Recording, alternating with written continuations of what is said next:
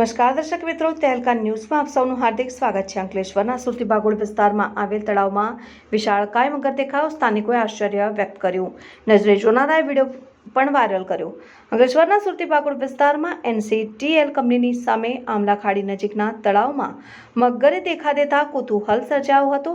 સ્થાનિકોની નજરે વિશાળકાય મગર મચ ચડતા તેઓએ તેનો વિડીયો સોશિયલ મીડિયા પ્લેટફોર્મ પર વાયરલ કર્યો હતો।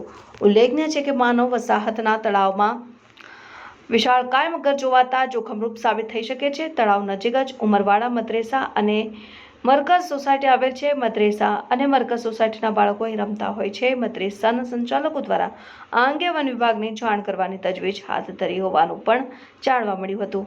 રિપોર્ટર રવિ સૈયદ, તહેલકા ન્યૂઝ, અંકલેશ્વર।